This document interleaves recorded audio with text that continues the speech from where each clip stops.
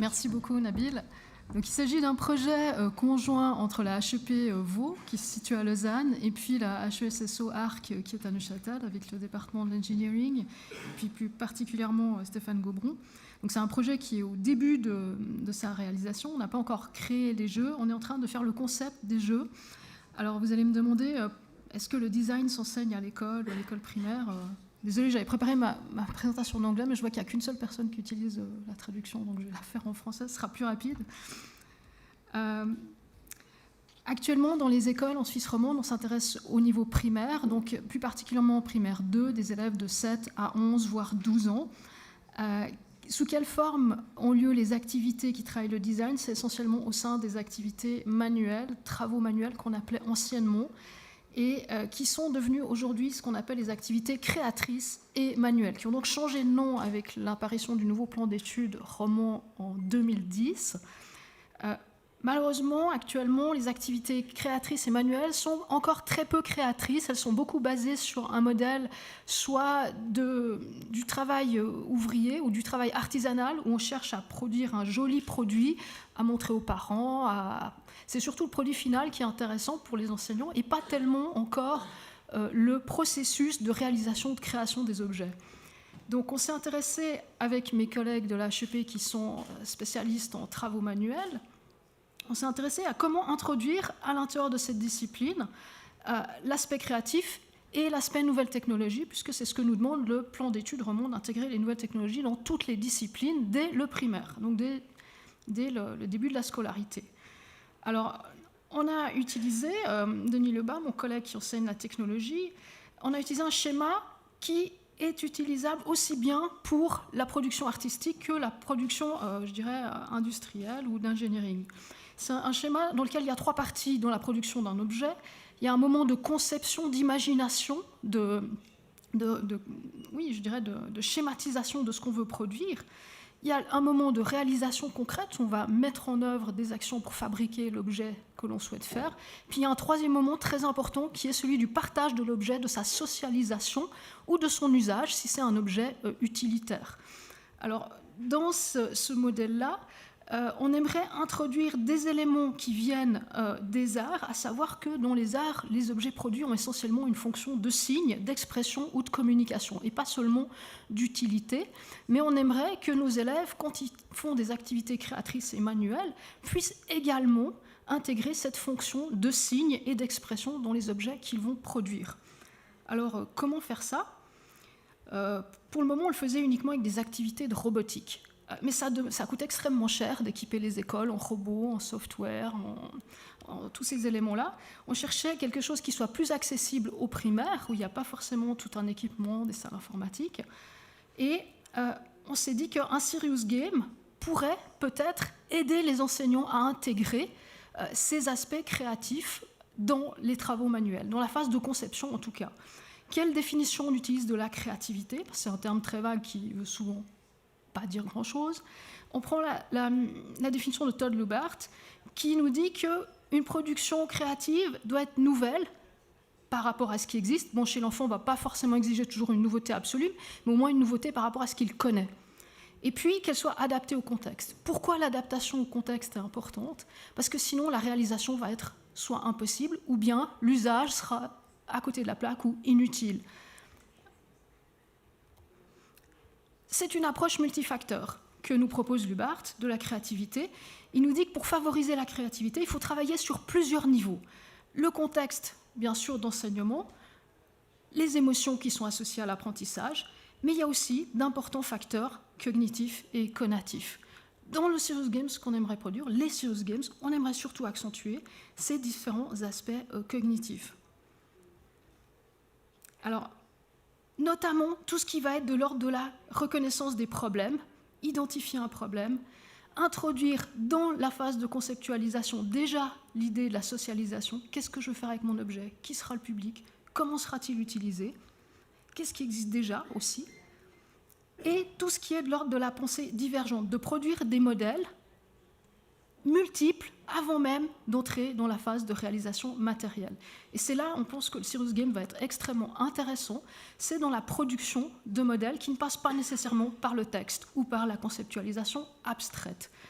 L'avantage d'avoir un serious game, notamment si vous pensez par exemple à Minecraft ou des jeux en 3D, c'est qu'on peut construire des choses sans avoir forcément la capacité de les dessiner soi-même en 3D. C'est très difficile pour des enfants de 7 à 12 ans d'imaginer la perspective, par exemple, et de la reproduire sur un dessin. C'est quasiment impossible à cet âge-là. En revanche, ces élèves-là sont parfaitement capables de construire des choses en 3D, soit avec des blocs réels, soit dans un univers comme Minecraft, par exemple, ou un jeu de ce type-là.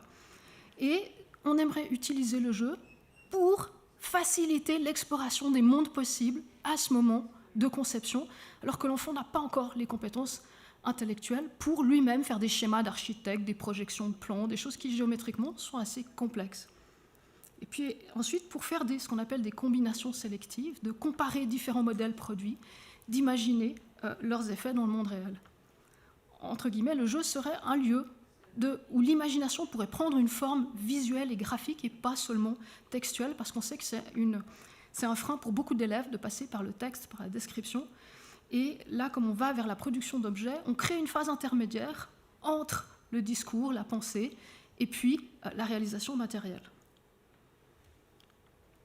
On va aussi prendre comme modèle théorique ce qu'on appelle les fonctions, la théorie en psychologie des fonctions exécutives. Pourquoi est-ce que c'est important d'aller chercher ce modèle-là?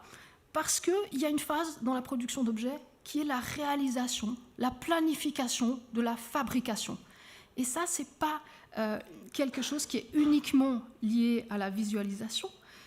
C'est un ensemble de fonctions qui vont permettre à un individu de réaliser son projet, c'est-à-dire de s'organiser dans le temps, dans l'espace et avec un système complexe. Et on a donc essayé de regarder quels sont les facteurs de ces fonctions exécutives qui sont importants pour la production d'un objet. Il y a notamment la capacité, la flexibilité de s'adapter aux changements, aux nouvelles demandes, aux nouveaux objectifs, aux nouvelles connaissances acquises. Et ça, dans un jeu, c'est tout à fait possible parce qu'on peut mettre des niveaux où l'élève va à chaque fois acquérir de nouvelles connaissances et devoir les appliquer dans le niveau suivant. Update, c'est de se mettre à jour en fonction des nouvelles informations que l'on reçoit. Donc il nous semble que le Serious Games fournirait à l'enseignant un outil très très utile où on peut rajouter des contraintes au fur et à mesure du jeu et tester de nouvelles possibilités avant même d'entrer dans la phase de production matérielle. Et puis, actuellement, ce sont des étudiants de la HES Neuchâtel qui ont produit des prototypes de jeux qui permettent de travailler certaines de ces fonctions exécutives ou certains éléments liés à la créativité. Alors pour le moment, ce sont des prototypes. On espère continuer à pouvoir produire des jeux avec la HESSO et puis aussi pouvoir sélectionner pour chaque jeu un certain type de fonction qui nous intéresse. On ne peut pas travailler toutes les fonctions avec un seul jeu. Et si je vais vous donner quelques exemples de fonctions qui nous intéressent.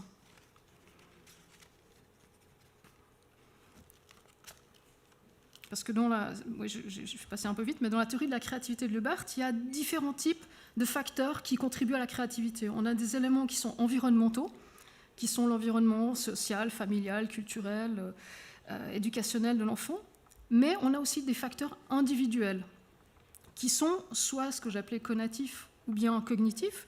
Du côté cognitif, on aura bien sûr l'intelligence, la connaissance, la mémoire, la capacité à mettre à jour ses connaissances ou à inhiber les informations inutiles, donc à mettre de côté ce qui n'est pas nécessaire pour la résolution du problème. Mais on peut aussi, à mon avis, travailler avec les serious games, ce qu'on appelle les facteurs connatifs, à savoir la motivation, les émotions, les affects et la persévérance dans une tâche, en mettant par exemple dans le jeu des difficultés, des demandes de répétition. On demande aussi, pour développer la créativité, que dans ces fameux facteurs individuels, que l'individu soit capable de prendre des risques. Donc dans un jeu, typiquement, on peut prendre des risques, on peut jouer des points, on peut avoir des attitudes qu'on n'oserait pas forcément avoir dans la vie réelle. D'une part parce qu'en classe, on a très peu de matériel, on ne peut pas risquer de détruire tout le stock de matériaux qu'on a pour faire un prototype. Là, c'est possible dans un jeu. Et puis d'être ouvert à des nouveautés. Donc cet environnement virtuel nous semble extrêmement intéressant pour produire une multiplicité de nouveautés Et puis pour oser aller vers ce qu'on appelle un non-conformisme, qui est aussi nécessaire dans le développement de la créativité, c'est de ne pas simplement se calquer sur l'opinion du groupe, mais d'oser tester des solutions avec lesquelles les autres ne sont peut-être pas d'accord. Voilà. Puis je dirais que le but aussi des jeux qu'on aimerait créer, des multiples jeux, c'est aussi peut-être de s'adresser aux élèves qui ont des difficultés cognitives, qui sont en pédagogie spécialisée, qui ont des besoins particuliers. Ça permettrait de travailler certains aspects pour lesquels ils ont des difficultés, parce qu'il faut savoir que les psychologues font des tests sur ces différentes fonctions exécutives pour parfois comprendre certains problèmes et dysfonctionnements. Voilà, mais le but n'est pas de faire des tests, le but est d'améliorer ces compétences chez les enfants. Puis l'étape où on en est actuellement, c'est de continuer avec les étudiants de la HESSO et puis Stéphane Gobron la création de ces petits jeux, les tests en classe avec des enseignants, pour avoir aussi un feedback des enseignants. Est-ce qu'ils arrivent à s'approprier ces jeux? Est-ce que ça correspond à des objectifs de leur enseignement? Quel est le feedback aussi auprès des élèves? Est-ce qu'il y a des réticences, des intérêts? Donc voilà, c'est la phase suivante qu'on aimerait mettre en place. Voilà. Je vous remercie.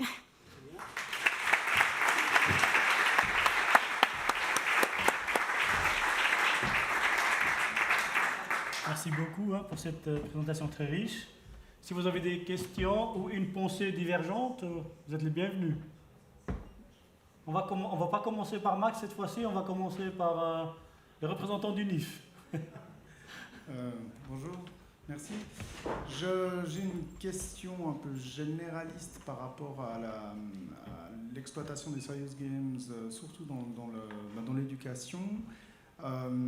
On en a parlé un peu avant, il y a quand même une problématique d'accès à ce type de technologie ou de jeu, on va dire. Est-ce qu'une solution, alors là je pose la question peut-être aussi à d'autres, est-ce que la solution ce ne serait pas de commencer par former les formateurs à travers des serious games avant de vouloir leur faire exploiter des serious games dans le cadre de leur travail?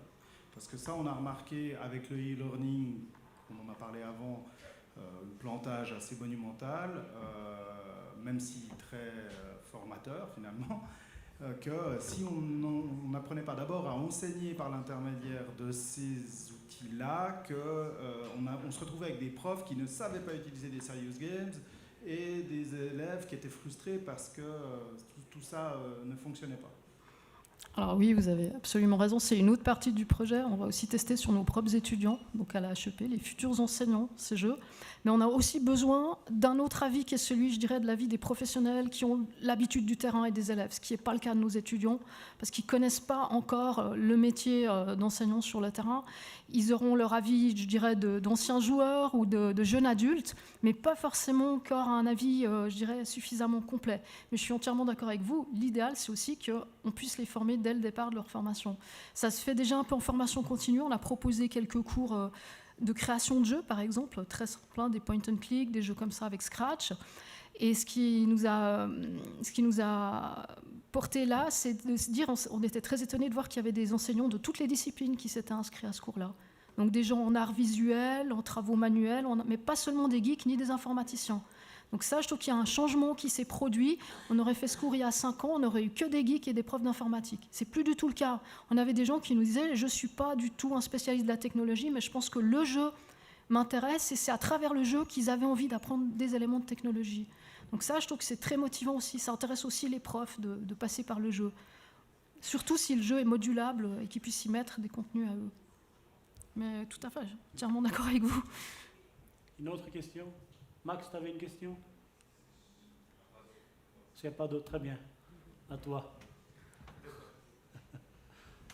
Une question de fond. Est-ce que, donc, dans la création de ces objets, en fait, on crée des images des objets, pas des objets à ce stade. Après, j'imagine qu'il y a d'autres étapes plus physiques.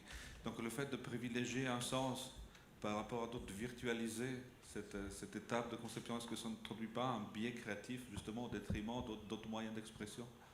Oui, c'est tout à fait juste. On y a pensé. D'ailleurs, j'en ai pas vraiment parlé là, mais on aimerait que ces créations en images puissent être réalisées, soit en imprint, papier qu'on découpe, qu'on construit, parce qu'il y a quand même l'idée de faire le lien entre le travail manuel et le travail conceptuel. La partie manuelle ne doit pas disparaître. Alors c'est vrai qu'actuellement les imprimantes 3D ne sont pas tellement répandues dans les écoles, ce n'est pas tellement une question de coût, c'est que ça prend trop long d'imprimer les objets actuellement. Puis on ne voulait pas que ce soit la machine qui fabrique l'objet. L'idée, ce soit qu'après ces jeux-là, les gens puissent extraire des éléments du jeu pour construire des choses, si possible de manière collaborative. Tout à fait. Mais on n'a pas encore le modèle de sous quelle manière l'objet sera physiquement produit. Oui. Il n'est pas. Il faut prendre le micro, Ouais. Max, s'il te plaît. Oui, effectivement. C'est une étape sur laquelle on insiste beaucoup parce que si on passe tout de suite par la production sans passer par la phase de conception et de réflexion, on arrive souvent à des objets qui ressemblent trop à ce qui existe déjà, à des choses pas assez créatives. Donc en obligeant à cette phase de conceptualisation, puis en mettant des contraintes, souvent on arrive au final à des objets beaucoup plus intéressants que ce qui se serait fait s'ils étaient tout de suite partis dans la pâte à modeler, l'argile. La phase de conception permet de refaire, de recommencer, de mélanger les modèles, ce qu'on ne fait pas forcément avec 2 objets finis. Très bien. Une dernière pour la route? Oui, une dernière rapide, mais je profite, je ne pouvais pas louper l'occasion d'avoir une pédagogue avec nous. Moi, j'ai toujours une question, je rebondis sur la question de Max. J'ai une tendance à remarquer maintenant que nos élèves, les jeunes en général, sont plus visuels. Ils sont moins, comme vous l'avez dit, dans le textuel, dans le descriptif, dans l'imagination, peut-être, ils sont plus dans le visuel, dans le concret. Privilégier ce genre de méthode, est-ce qu'on n'est pas en train d'enfoncer le clou, parce que déjà ils sont visuels de culture, vu que l'Internet, la télé, le téléphone dans la main tout le temps, est-ce qu'on n'est pas en train d'enfoncer le clou, ou bien c'est une évolution souhaitée? J'aimerais en 2 mots, mais très rapide, l'avis de la pédagogue. Alors, je dirais que dans le monde de l'école, le visuel est encore très peu présent. On est beaucoup dans le texte, dans pratiquement toutes les disciplines. C'est extrêmement rare, sauf peut-être en géométrie ou dans quelques branches scientifiques. Et qu'on a aussi envie de donner des chances à des élèves qui ont de très bonnes compétences dans ce monde visuel et qui sont souvent en échec scolaire, souvent mis de côté par le système scolaire qui ne tient pas compte de ces compétences-là. Je dirais plutôt qu'on essaie un peu de rétablir l'équilibre avec ce qui existe pour le moment. Mais je suis d'accord avec vous, on est dans des générations où ils vont chercher de l'info sur YouTube et pas sur un site web avec un moteur de recherche, mais pourquoi pas? Pourquoi est-ce que ça serait forcément un moins bon moyen d'apprendre que de passer par le texte, hein? Pourquoi pas? Mais vraiment une demi, là. Hein. Ouais. En fait, c'est pas une question, c'est juste une remarque.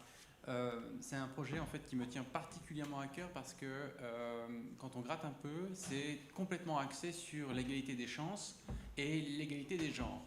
Donc la problématique, les petites filles, ça finira à la cuisine, hein, ou alors ça peut pas faire un ingénieur. Là, on essaie de contrer cette idée-là.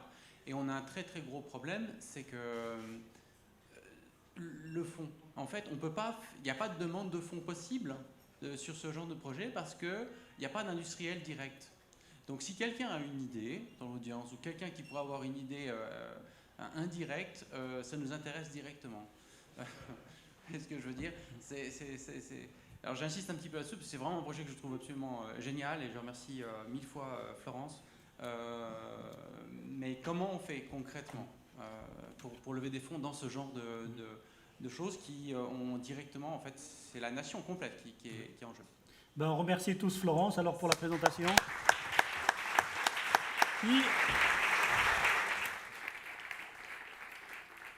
Puis on va passer à la dernière partie de cette session.